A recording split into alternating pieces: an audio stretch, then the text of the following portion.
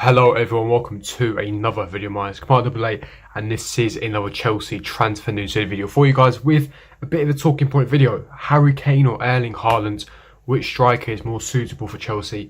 Of course, we know one of them is really unrealistic, but we will be delving into reports in regards to Harry Kane because there's some interesting developments, and I'll be giving you guys the inside scoop in regards to Harry Kane and also Erling Haaland. Which striker would you prefer if you had the opportunity, if you had a choice of signing either striker?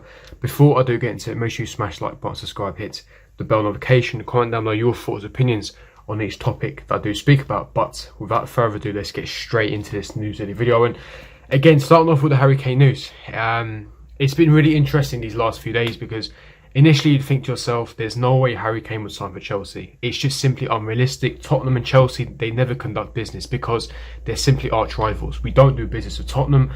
Tottenham doesn't do business with us. When was the last time a player moved directly from Chelsea to Tottenham? You don't see it happen often. You know, it hasn't happened for years because Daniel Levy has a hatred for Chelsea. I mean, just listen to the Liquidator. You come out of Stamford Bridge on a match day and it's like, we hate Tottenham because, you know, I don't agree with it necessarily, but you hear it every single match day at Stamford Bridge. So it's already ingrained subconsciously. Chelsea and Tottenham don't do business.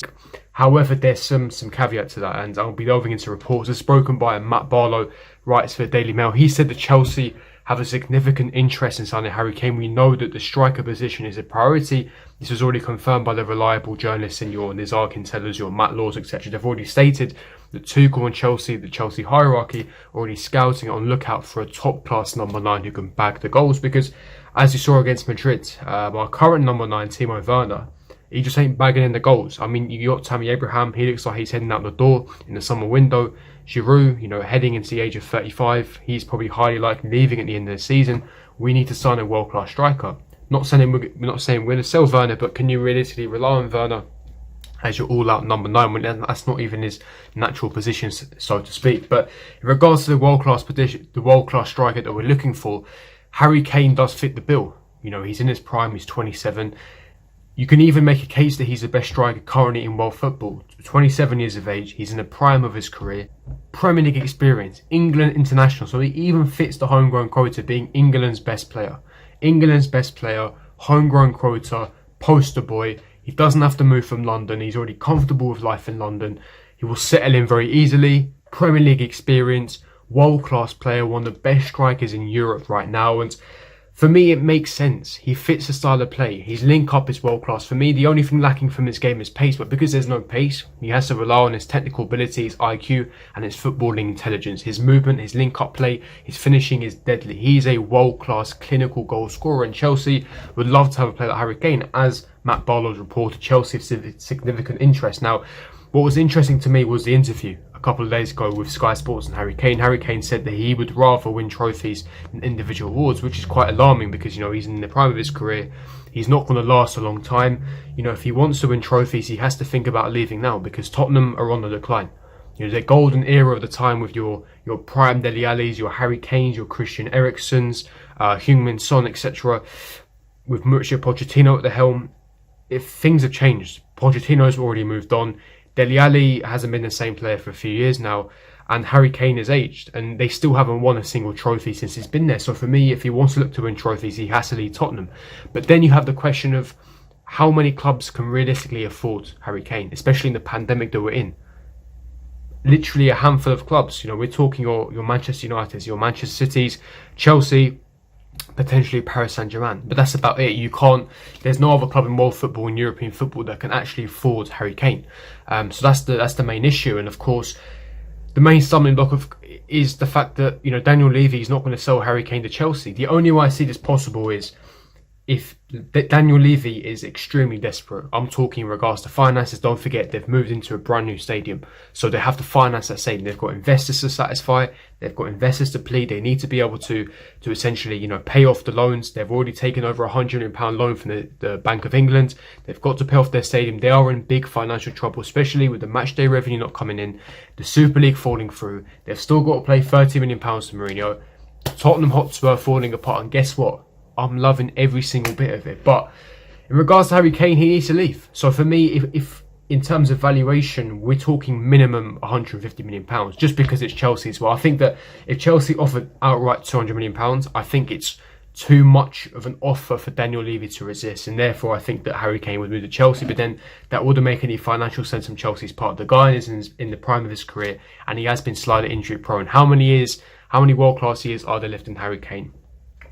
4, 5 at a push. Don't forget the guy has got a dodgy ankle. So for me, again, £200 million investment on a player that's not young. You know, he's in his prime.